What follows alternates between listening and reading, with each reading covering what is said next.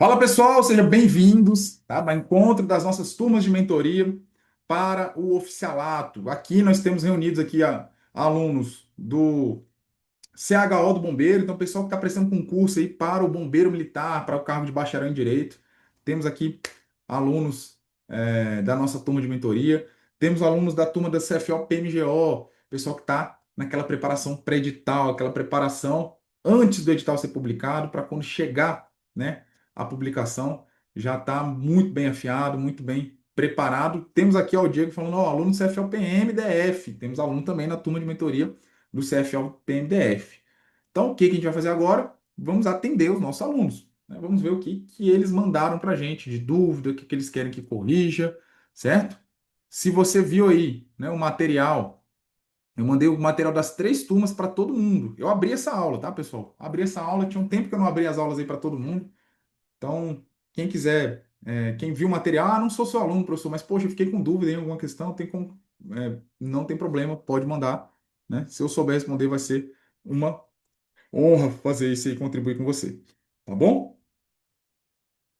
Então vamos ver aqui o que o pessoal perguntou.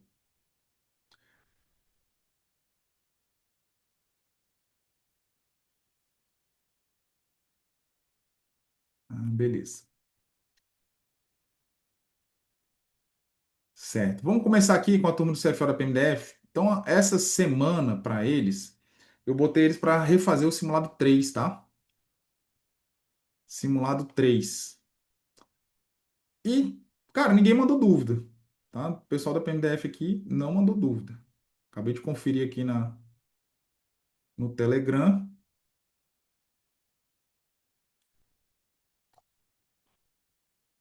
Cara, vamos responder essa questão aqui. Por quê? Presta atenção no que eu vou falar com vocês agora. Eu recebi muita dúvida, né, sobre esse assunto com o decreto que regulamentou a questão do ingresso do Shoaem, né? Alterou os requisitos para ingressar no que é o PMA da PMDF. Mas presta atenção. Primeiro, esse decreto não está no seu edital. O que está no seu edital é a 12086, ok? Segundo, esse decreto é posterior ao seu edital. Então a regulamentação dele é posterior ao seu edital. Então não se preocupa, cara. Tá? Não se preocupa com esse tema do Shoaen, né? Basta você ler a 1286 lá e ver, né, o que está estabelecido no artigo 32. Essa pergunta ele fala que é um subtenente com 20 anos de serviço, tem nível superior, quer progredir no oficialato. Com base, né, na lei e no material que a gente disponibilizou, é indispensável o quê? Ser aprovado no processo seletivo? Tem prova oral e discursiva? Não tem. 15 anos de efetivo serviço? Não, não é 15 anos, né? Está entre os 50% mais antigos de sua graduação, independente de escolaridade, possui nível superior e pertence ao quadro de praças policiais militares combatentes. Por que, independentemente de sua escolaridade? Porque ainda que ele esteja entre os 50% mais antigos, ele tem que ter nível superior, tá bom? O que é requisito não é o CAEP, tá? É o CAP. É o CAP e não tem esse requisito de especialização funcional. Beleza? Por isso que é letra D aí, é o gabarito. Ok? E é 18 anos. Muito bom, Diego. Vamos ver outra questão aqui.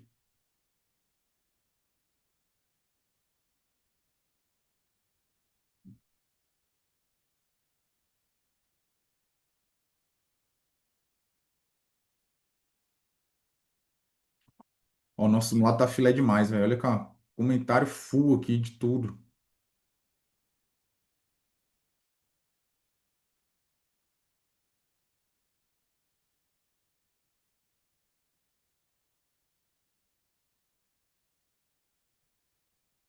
Da bateria de questões, Thiagão, sobre CTB, manda para mim no Telegram lá, velho, para eu dar uma olhada. Às vezes pode ter sido só erro de gabarito, porque a gente até comentou essas questões. Teve uma bateria de questões de código de trans que eu troquei os gabaritos tudo. Beleza? Manda para mim no Telegram que eu vou dar uma olhada. Ó, competência da União, Estados e Municípios. Isso aqui cai bastante em prova, né? Compete privativamente à União legislar sobre procedimentos em matéria processual? Não, né, pessoal? Privativamente União é sobre processo, tá? Esse peguinho é antigo, né? Sobre processo. Procedimento é concorrente. É competência concorrente da União dos Estados Unidos legislar sobre direito penal? Não, é privativo da União, né? É privativo da União. Compete à União e Estados DF legislar concorrentemente sobre proteção de tratamento de dados pessoais? Não. Inclusive, isso aqui foi fruto de uma PEC e é por isso que a LGPD é uma lei federal, né? A gente acabou de estudar isso aqui. É uma lei da União, privativa.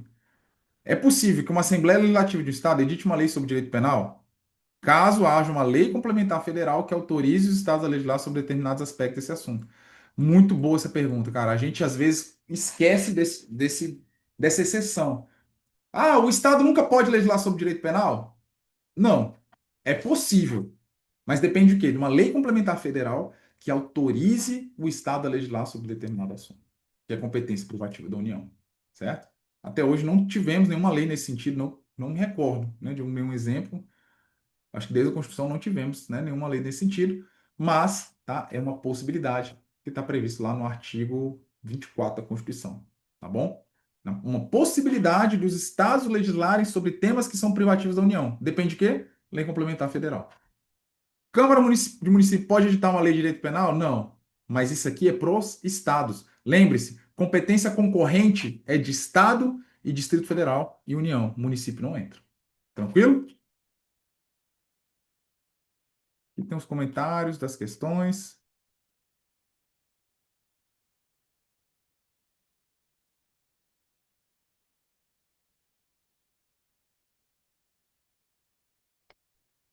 Essa aqui é boa, tá? Do 40.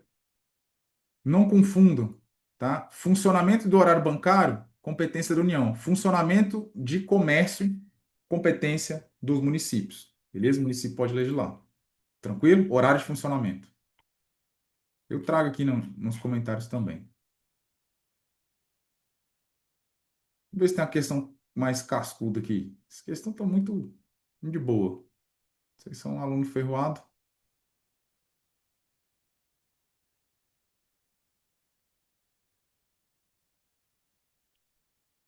Vamos lá, vamos falar de NPP. Aí a gente.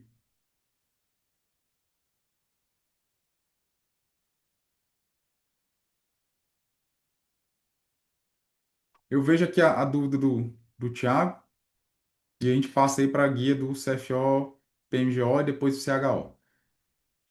Sobre a NPP, é cabível no caso de infração sem violência, grave e ameaça, com pena mínima igual ou inferior a 4 anos. O critério é da pena mínima mesmo, né? Para a aferição da pena mínima, serão consideradas causas de aumento de pena e diminuição aplicáveis no caso concreto. Não, peraí. Isso aqui está certo. Ele quer incorreta, né? Ele quer incorreta. Então, beleza.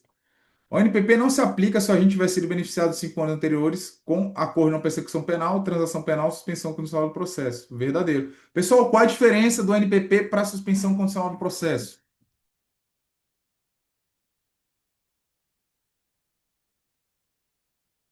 Qual é a principal diferença?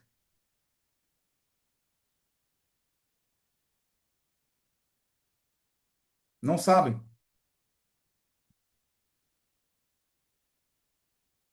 Relação à pena é uma boa diferença, Diego, mas que mais? Percebam que, olha só, os dois eles têm um condão, né? É impedir a deflagração de uma ação penal. Só que tem uma diferença que vai ser muito explorada na prova de vocês por conta da jurisprudência.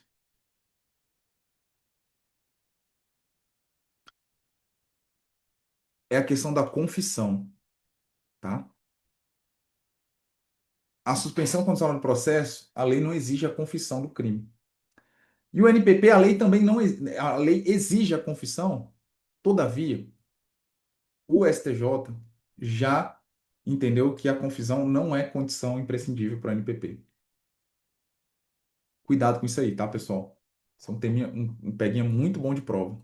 Estão lembrados disso aí?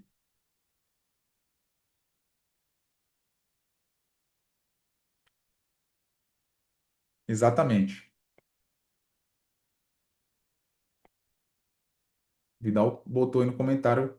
Eu tenho que ler os comentários. Pode ser feita depois de propor. A confissão pode ser realizada depois de propor ao NPP. De acordo com a persecução penal, será formalizado por escrito, será firmado por meio do Ministério Público, pelo investigado e pelo seu defensor. Sim, né? Ei, presta atenção, o juiz não participa, tá? O juiz homologa, ele não participa das negociações do NPP. Bom, homologado justamente, o juiz devolverá os autos ao MP para que inicie a sua execução perante o juiz de execução penal. Isso aqui também está certo de acordo com a lei, tá? Mas a jurisprudência, né, tem entendido que isso é competência do juízo competente, não de execução. Beleza? Eu acho que coloquei isso nos comentários ali. É o A porque não é inferior, né, pessoal? Não é igual, quer dizer, tem que ser inferior.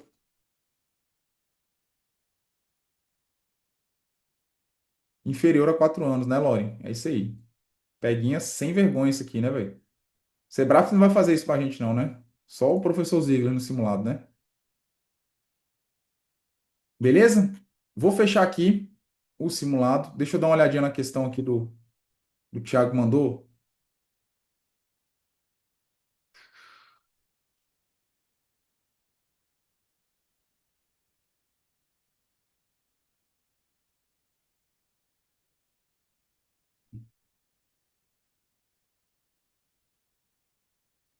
Galera do Bombeiro.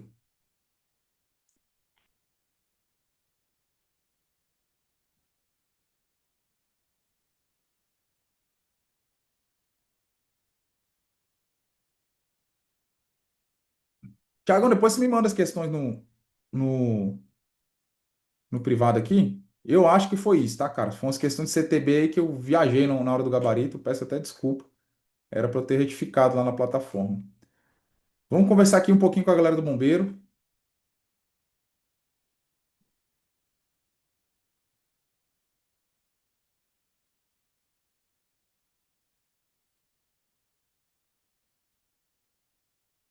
Você que vai fazer CH do Bombeiro. Meu irmão, deixa eu te falar uma parada aqui, velho. CHO do Bombeiro, tá? Tá todo mundo meio que negligenciando esse concurso. Falando, meu irmão, 2 vagas só, muito difícil, professor, não sei se vale a pena. Você vai ver, não vai ter tanto inscrito nesse concurso e vai chamar mais que 2 vagas, vão chamar mais que 2 vagas e vai ter muita gente que falou, pô, eu devia ter feito esse concurso, principalmente nesse período de suspensão ali, né, de CFO. Então, é um concurso muito bom, cara, carga horária boa, carreira boa de progressão, certo? Rapaz, eu vou confessar para você aqui, bicho. É porque eu tô, né, na boca para sair capitão ainda. Porque sei lá, se eu tivesse acabado de sair da academia, né, aspirante, tenente, eu acho que eu ia arriscar fazer essa prova. De verdade, velho. Né? Porque eu não perderia meu tempo de serviço militar, né? Eu acho que muito interessante ali, né? Mas enfim, vamos ver essa questão aqui, tá? Eu achei boa essa questão. João foi capturado em flagrante pela prática de crime de furto simples, consumado, ensejando prejuízo patrimonial de R$ 3.000 à vítima. Durante a instrução processual, em observância ao contraditório e ampla defesa, comprovou-se que João, por embriaguez proveniente de caso fortuito, não possuía ao tempo da ação a plena capacidade de entender o caráter do fato ou de determinar-se de acordo com esse entendimento. E aí, meu irmão? João, doidão de cachaça, certo? Não tinha plena capacidade de entender o caráter ilícito do fato. Qual é a consequência desse ato? O que vocês responderiam aqui? Deve ser condenado, mas sua pena é reduzida de 1 a 2 terços. Deve ser condenado, sendo que a pena pode ser agravada em razão de embriaguez. Deve ser absolvido impropriamente, em razão da embriaguez proveniente de caso fortuito. Deve ser absolvido propriamente, em razão da embriaguez. Ou deve ser condenado sem redução ou agravamento de pena.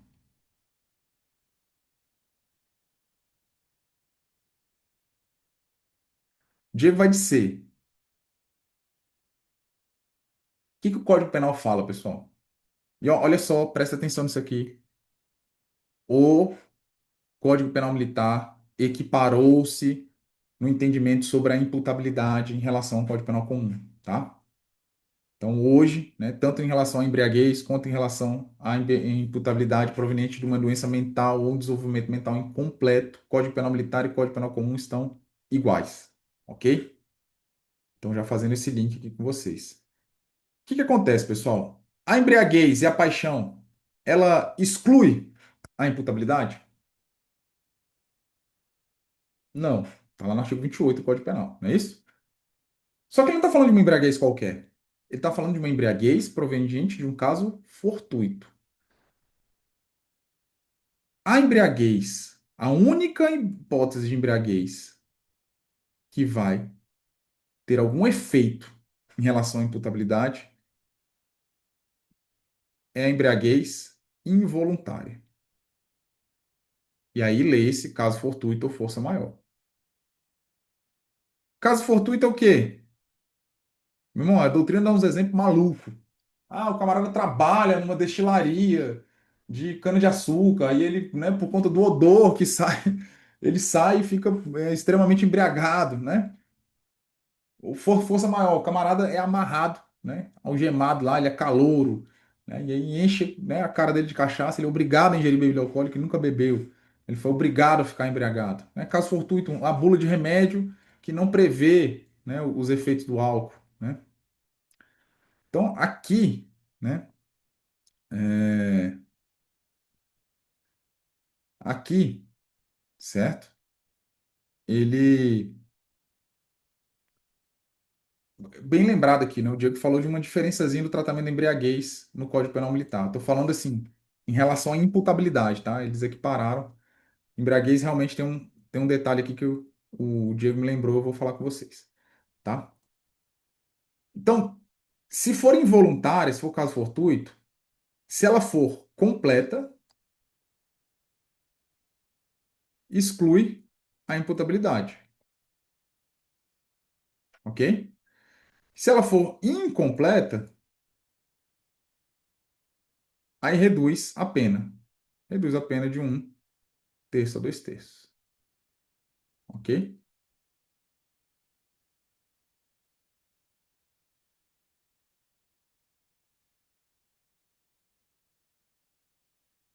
Isso, a Bruna colocou aqui. Se fosse pré-ordenado, agravaria a pena, ok?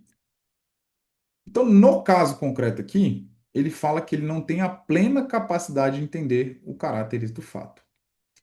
A lei fala o seguinte: quando ele é inteiramente incapaz de entender o caráter ilícito do fato. Ó, vamos ali no artigo 28.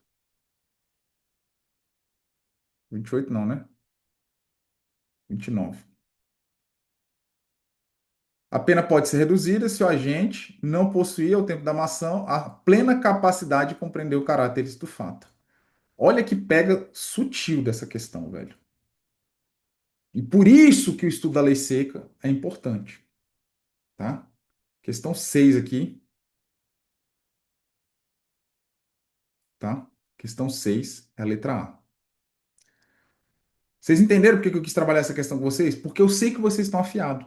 Eu sei que isso aqui que eu estou falando com vocês, principalmente vocês responderam aí, cara, né? Brunão aí tá sempre nas nossas aulas, a gente já falou isso várias vezes.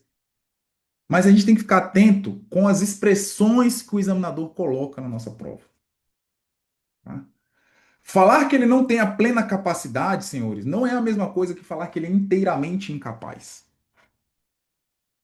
Compreende? Inteiramente incapaz conduz a uma embriaguez completa, que conduz a uma exclusão da culpabilidade. Agora, falar que não tem plena capacidade é como se ainda restasse alguma capacidade de compreender o caráter ilícito da ação, o caráter ilícito do fato.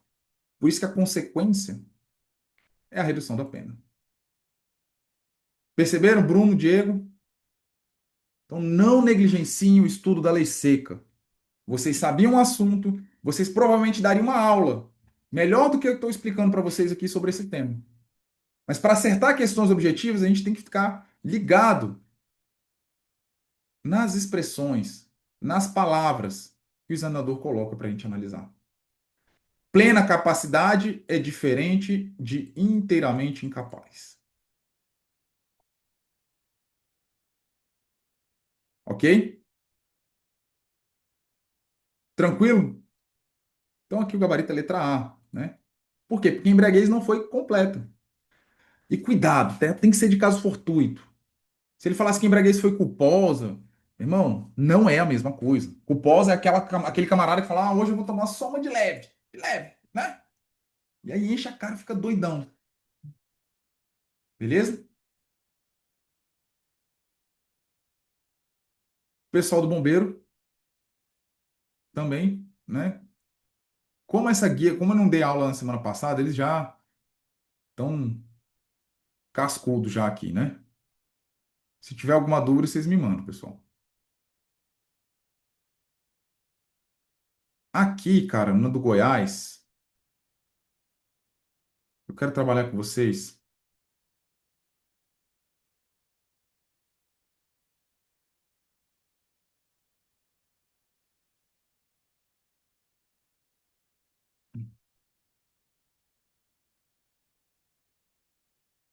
Essa um é legal.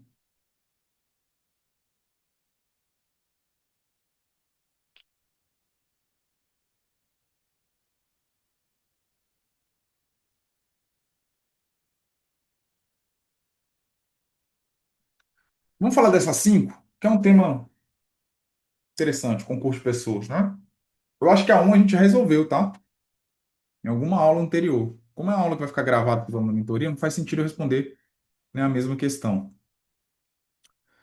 Durante o patrulhamento, policiais militares abordam dois indivíduos logo após o roubo de um celular. Um deles portava o aparelho roubado e confessou ter sido o autor direto da subtração.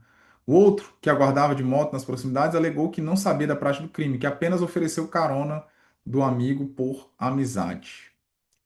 Interessante essa questão, né? Vamos lá. Primeiro, quais são os requisitos, né, do concurso de pessoas? Pessoal, isso aqui vocês têm que saber, porque se cair numa prova discursiva, tem que estar na ponta da língua, tá? Pluralidade de agentes, não é isso? Pluralidade de condutas, então tem que ter relevância causal da conduta, ela tem que ter contribuído pro resultado. E o principal, qual é o principal?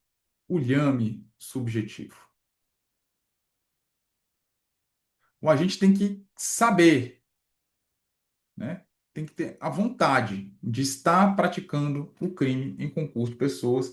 Ele tem que estar consciente e com vontade de praticar essa conduta.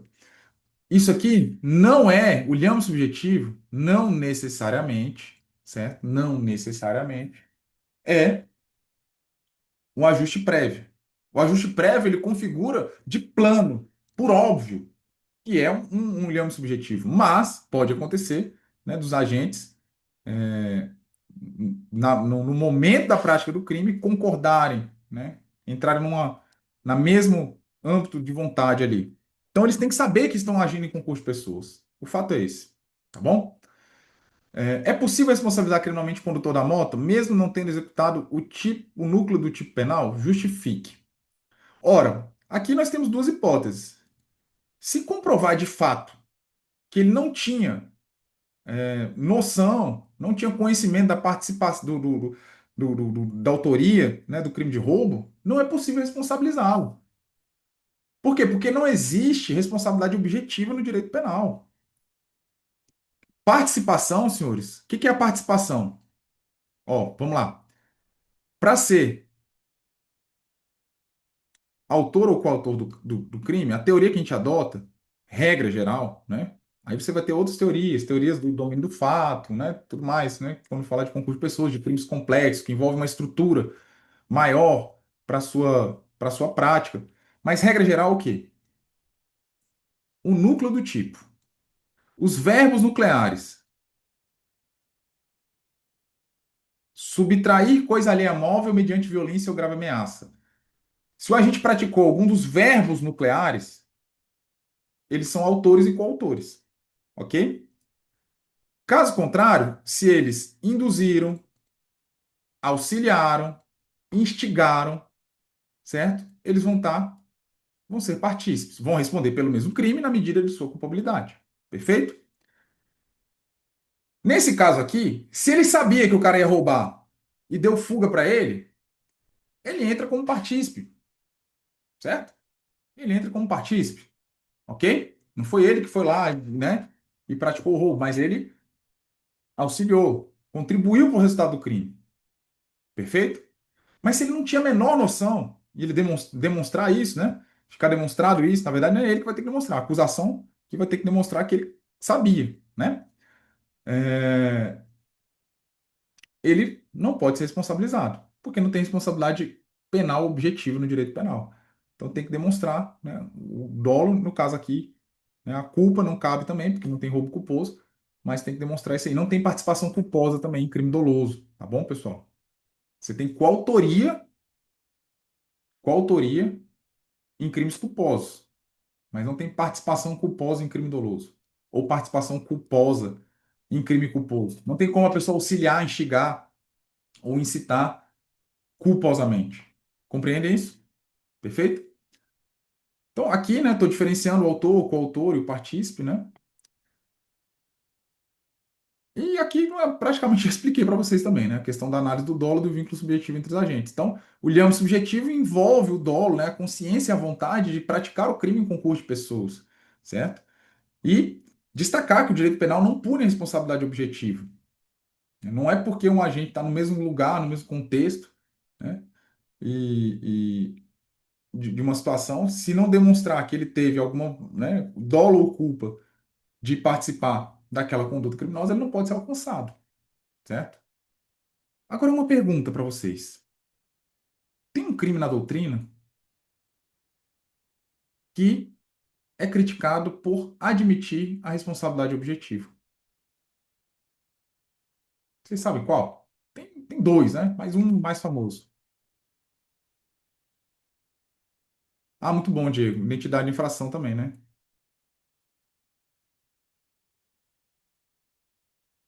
Obrigado, irmão. Crime de rixa. Crime de rixa, né? Que é, né, as lesões recíprocas, a participação, né, dessa briga coletiva e generalizada. O camarada pode ser alcançado, né? Por esse crime, ainda que ele não demonstre, não, eu não queria participar, a pancadaria começou naquele momento, né? Eu estava no meio, ainda assim ele pode ser alcançado, né? Tem crítica na doutrina falando sobre isso, né? Um resquício de responsabilidade objetiva.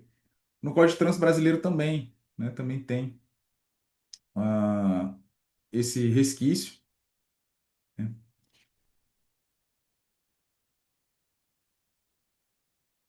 Meu Deus, Popó e Verdun, cara bom, ó. Bom caso concreto. Boa, Bruno. Próxima questão discursiva eu vou falar sobre isso aí, velho. Você me deu uma ideia.